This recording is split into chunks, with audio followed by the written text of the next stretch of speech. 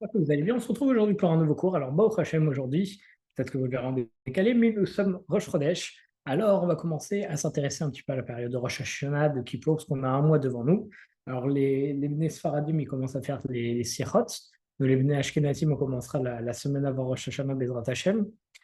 Mais on va quand même commencer à voir comment se reporter, parce qu'on sait aussi que pendant ce mois, on commence à sonner le chauffard à la choule. Donc, à partir de ce moment-là, on commence justement à Nebalbel, le Yetzer Hara, à commencer à se rendre compte de la période dans laquelle on rentre.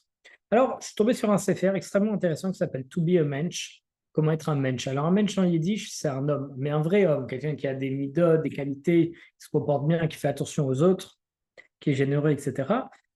C'est un livre de Rav Yitzhak Shkopt.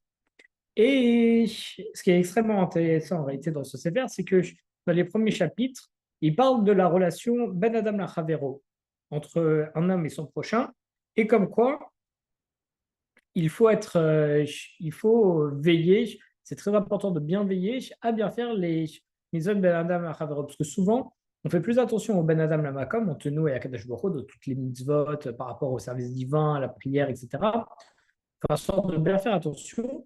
Mais tout ce qui est du caractère personnel, les gens, ils font moins attention parce qu'ils disent, de toute façon, je connais, j'ai pas besoin d'étudier sur ça parce que je sais qu'il faut être généreux, qu'il faut donner un tzedaka, etc.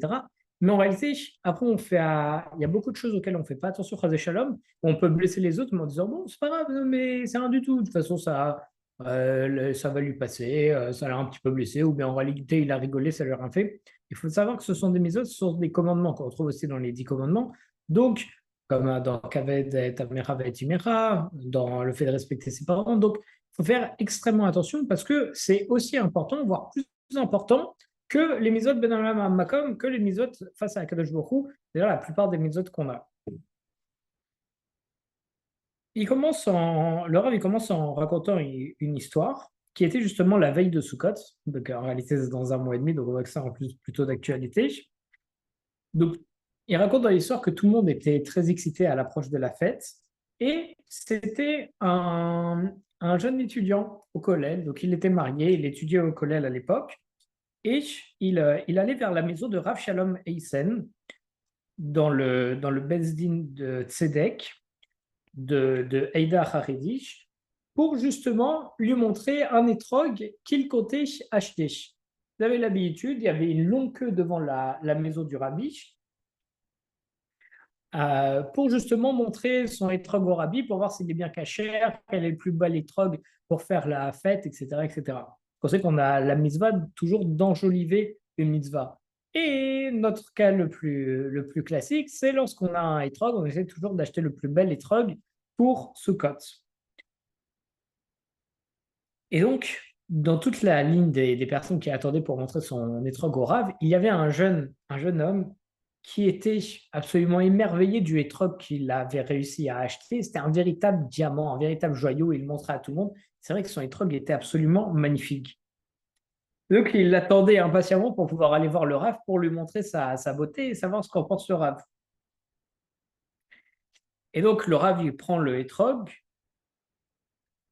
il le regarde dans tous les sens, et d'un coup, il le regarde, le jeune homme, avec des yeux comme ça, un petit peu perçants, et il lui dit, cet étrog, il n'est pas cachère pour toi.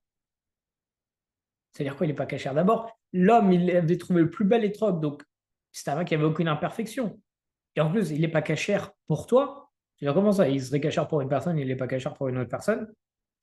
Et donc, le jeune homme, il regarde le Rav, il dit, Rav, quelle imperfection vous avez vue dans cet étrog? Qu'est-ce qui ne va pas dedans? Le Rav, il regarde et il dit, combien tu as payé cet étrog? Et le jeune homme, il répond, 100 lirotes. Lirotes, c'était comment dire, une monnaie à l'époque, et 100 lirotes, c'était très cher. Donc, le Rav Shalom, il a commencé à soupirer. Il a dit, c'est bien ce que je pensais. Et en effet, il est absolument splendide, cet étroc. Il n'y a rien à dire, il n'a aucune imperfection. Son seul problème, c'est qu'il est trop cher. Donc, il lui dit, mais c'est quoi le problème? C'est bien d'acheter un étroc cher, d'embellir la mitzvah. Donc, c'est ce que lui demande le jeune homme. Mais le Rav, il lui répond, il a dit, est-ce que tu as acheté des nouveaux vêtements à ta femme pour Sukkot? Et il a dit, non, parce que la vérité, je suis un jeune étudiant en collège, j'ai pas beaucoup d'argent et donc je compte pas acheter des vêtements à ma femme tous les Yom Tov. Là, c'était à Rosh Hashanah, il y a Kippour, il y a Sukkot, je suis une à chaque fois je dois acheter des vêtements à ma femme à Yom Tov. Non, honnêtement, non, j'ai pas cette habitude. Donc le Rav, il regarde, il dit, d'accord, est-ce qu'au moins tu as acheté de nouveaux vêtements à tes enfants pour Sukkot? Et il lui a dit, non, comme je vous ai dit, je suis un étudiant au collège, je gagne pas beaucoup d'argent, je n'ai pas beaucoup à dépenser. Pour mes enfants, pour Hachem, ils ont des vêtements. Non, je n'aurais pas acheté de nouveaux vêtements pour mes enfants. Et donc, Reb Shalom, il a regardé, il a dit, c'est bien ce que j'ai dit. Cet étrog, il n'est pas cachère pour toi. Il dit, va dans le magasin où tu l'as acheté, rends-le, fais-toi rembourser et achète un étrog simple à 15 lirotes au lieu de 20, de 100 lirotes.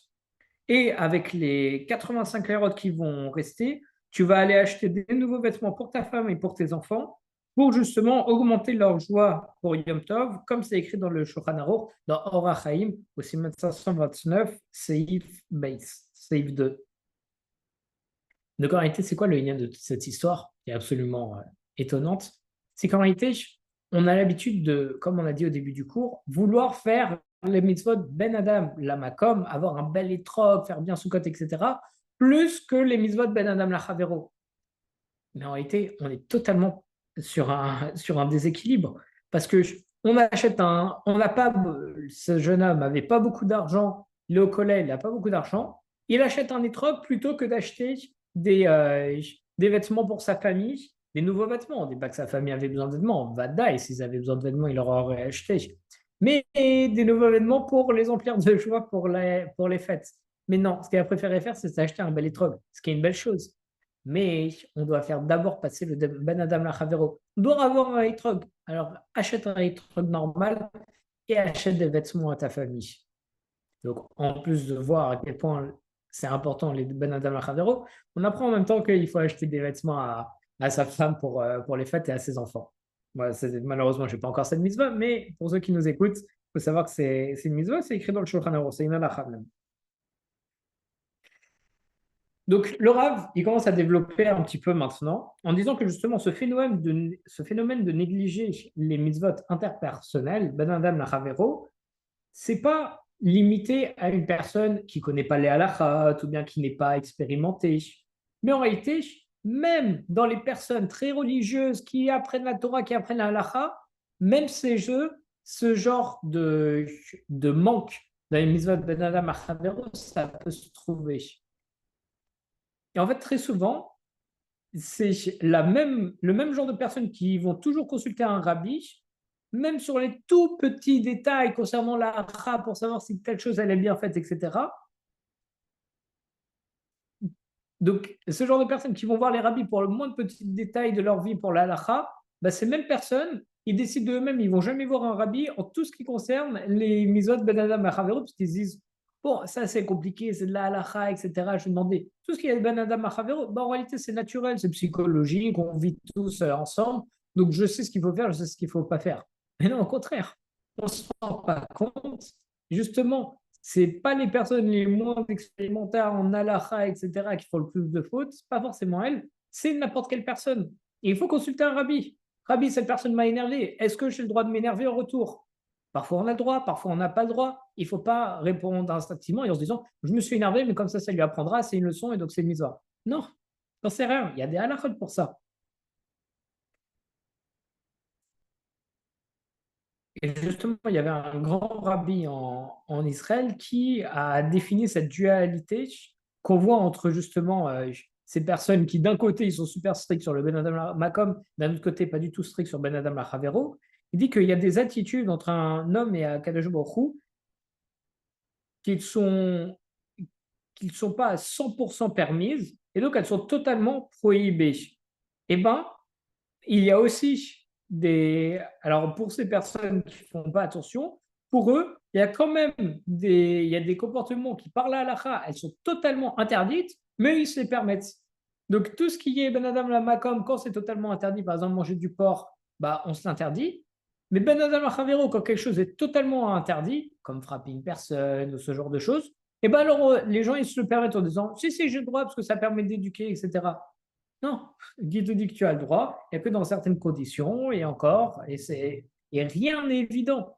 Pareil pour répondre à une personne, pareil pour s'énerver contre une personne, pareil quand on parle mal d'une personne ou à une personne, c'est des transgressions de la faute. Si on dit même que pour donner un surnom à quelqu'un, il faut lui demander sa permission. On n'a pas le droit d'appeler quelqu'un par un surnom sans lui demander sa permission. Combien de fois on le fait? La plupart du temps, ça va aux gens, mais il y en a qui n'aiment pas leur surnom. D'ailleurs, j'ai même appris que donner un surnom à quelqu'un, ça, Chas v'shalom, ça peut raccourcir la vie. Vous pensez que le nom, c'est toute une mida, c'est tout un mazal qu'on donne à la personne. Les personnes qui sont nommées par rapport aux grandes figures bibliques, alors elles ont le mazal de cette personne. Donc j'ai la chance de m'appeler Abraham, et ben, bon, en espérant, je dis pas forcément que c'est le cas, j'ai du mazal de Abraham, donc la mida Tresed, etc., etc. Ceux qui s'appellent il y a Yosef, ils peuvent avoir une certaine réussite, des certains attraits au pouvoir pour réussir, etc.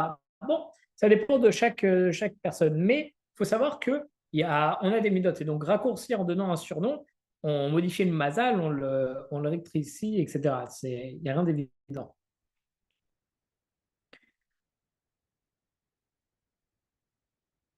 En réalité, on nous dit que l'attitude très laxiste qu'on peut avoir par rapport au Misod Ben Adam la Chavero et les nombreuses justifications qu'on se donne pour pouvoir agir de telle et telle façon non correcte, de façon Ben Adam la Chavero, on les trouve à la fois dans nos comportements prémédités et dans nos comportements spontanés.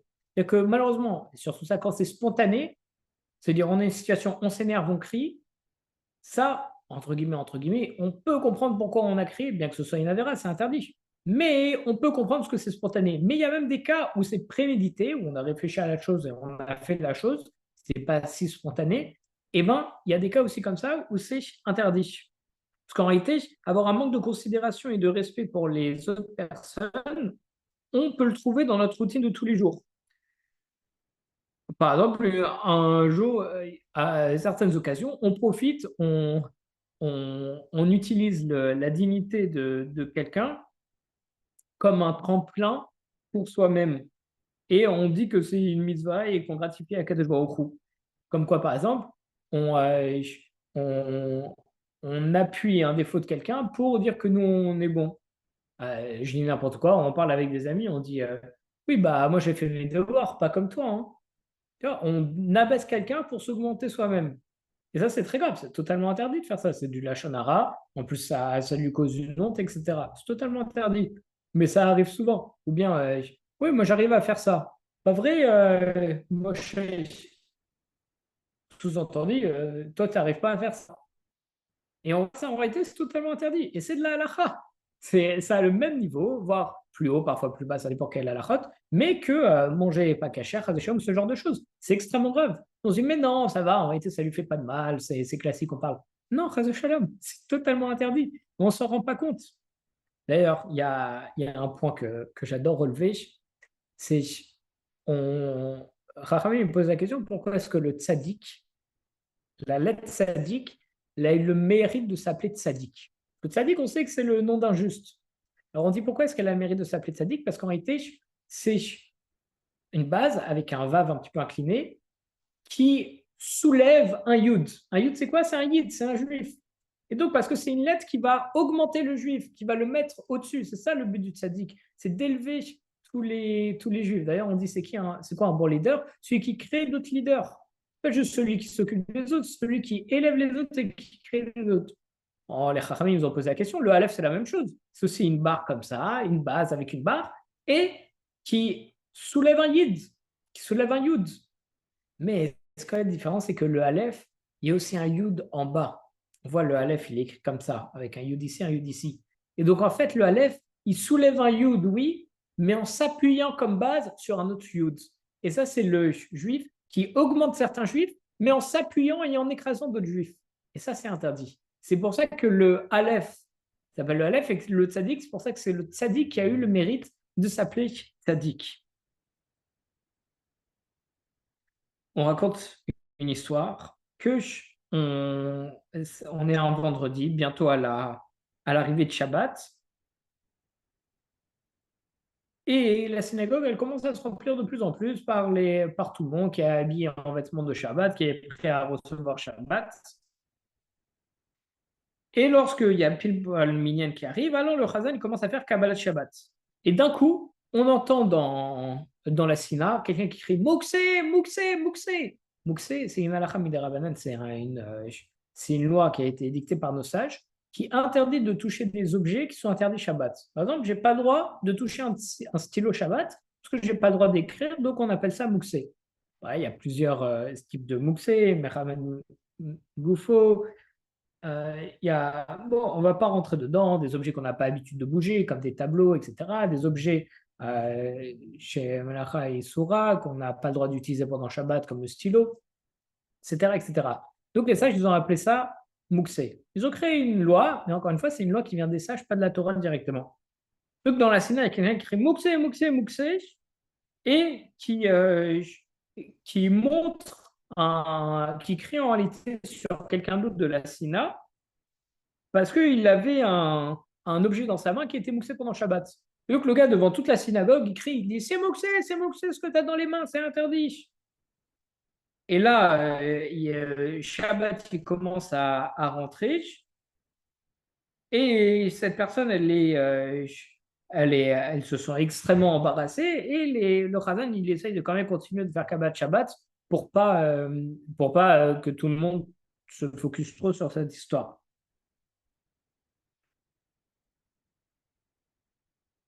Et donc, en réalité, le Rav nous dit que cette histoire, elle est terrible. Quelle sens elle est terrible? Parce que oui, il y a une honte.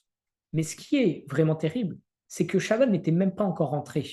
On commençait Kabbat Shabbat, on sait que c'est à partir de Mizmor Sir le Yom Shabbat qu'on fait vraiment rentrer Shabbat, ou bien à partir du moment où c'est vraiment l'heure de Shabbat. Donc il dit c'est terrible parce que l'homme, il n'arrêtait pas de crier Mouksé, alors que de un, c'était même pas encore Shabbat, donc l'interdit n'était pas encore bon. Et ce n'était pas encore un interdit. Et derrière, en plus de ça, Mouxé, c'est un midera banane. Par contre, en criant Mouxé et en le pointant du doigt, alors là, lui-même, il transgresse un midoraita. Et ça, c'est totalement interdit, comme on dit aussi dans les Pirkei Avot, Amalbin Penechavero Berabim, Enlo Chenek Leolamaba, celui qui embarrasse son frère en public, il n'a pas de part dans le monde futur. Donc il dit c'est terrible parce que on se rend compte que personne n'avait fait attention au Mouxé, etc. Mais elle crie sur la personne. Et en réalité, elle-même, elle commet un midéoraita, une faute midéoraita, alors que la personne, elle n'a même pas encore commis de faute, parce que ce n'est pas encore Shabbat. Et encore, Mouxé, c'est un midérabanan. Qu'est-ce qu'il aurait fallu faire? Bien entendu, il ne fallait pas qu'il garde ce Mouxé. Mais on aurait pu aller le voir tranquillement dans l'oreille en lui disant attention, ce que tu as dans les mains, c'est Mouxé, tu le poses de côté, etc. Parce que Shabbat, ça va arriver. Ça, c'est génial. En plus, on a une mitzvah. Et donc, en plus de ça, et c'est pire en réalité cette histoire, parce que la personne, elle a peut-être pensé faire la mitzvah. Justement, on a une mitzvah de faire une réprimande à son prochain lorsqu'il fait une faute, etc. C'est une mitzvah. Il faut le faire, mais il faut aussi savoir le faire. Dans les mitzvot du Rambam, c'est rapporté que justement, cette mitzvah de faire une réprimande, ça vient juste après la mitzvah de Vaftaler Hakamora, tu aimeras ton prochain comme toi-même. Pourquoi? Parce qu'on apprend que pour pouvoir faire une réprimande à son prochain, il faut l'aimer. Si tu ne l'aimes pas, tu as l'interdiction de faire une réprimande. Pourquoi? Parce qu'en réalité, il y a plus de chances que tu fasses la réprimande pour en réalité l'abaisser un petit peu parce que tu ne l'aimes pas, plutôt que pour son bien. Donc c'est pour ça que c'est interdit. Mais donc là, l'homme, il s'est peut-être dit, je vais faire la mitzvah, je vais lui faire une réprimande, comme ça il ne va pas faire la Havera, et moi c'est une mitzvah. Mais en faisant ça, il a fait tout l'inverse. D'abord, l'homme, il n'a rien transgressé, parce que ce n'est pas encore Shabbat, c'est un midera Rabbanan. En plus, c'est un midera, donc même s'il aurait transgressé par la suite, juste un midera Rabbanan, entre guillemets, juste un midera Rabbanan, c'est très grave, mais ce n'est pas un midoraita. Et lui, en faisant ça, il a transgressé un midoraita. Et là, ça montre bien le principe selon lequel, justement, les personnes, elles font attention aux mitzvot entre l'homme et Akadosh Baruch Hu, mais ils ne font pas attention aux mitzvot ben Adam lachavero. Et c'est très grave. C'est très, très grave. On se retrouve dans des situations comme ça où on peut accomplir des choses très graves. Et si cette personne avait vraiment eu honte et qu'elle ne l'avait pas dit, alors pas de shalom, on dit même que le personne elle perd toutes ses mises-votes et que c'est la personne qui a eu honte qui les récupère toutes. Et la personne qui a eu honte, alors on dit qu'elle peut demander tout ce qu'elle veut à Kadosh Baruch Hu à ce moment-là. C'est pour ça qu'il faut demander des brachot à ce genre de personnes. Parce que Akadosh Baruch Hu leur, euh, leur donnera tout ce qu'ils demandent. Bezrat Hashem, et moi le premier, que ça nous aide à bien réfléchir à nos actes, à comment être Ben Adam la Chavero, en se disant que Ben Adam la Kom, c'est extrêmement important, mais il ne faut pas laisser non plus de côté toutes les mises Ben Adam la Chavero, parce que Chas de Shalom peut avoir la même, voire plus d'impact négatif comme positif. Ouais, on verra Bezrat Hashem la semaine prochaine, des histoires où juste avec un sourire ou avec une aide ou avec un petit repas, il y a des gens qui ont fait totalement teshuva derrière. On verra ça la semaine prochaine. C'est une histoire très sympathique, Blieder. Mais à tel point, c'est important. Il faut étudier la faute dessus. Il faut travailler dessus parce que c'est pas évident. Il ne faut pas se dire, mais moi je connais, c'est bon, je sais qu'il ne faut pas insulter les autres, etc. Non, il y a des halakhot et c'est fait pour une bonne chose.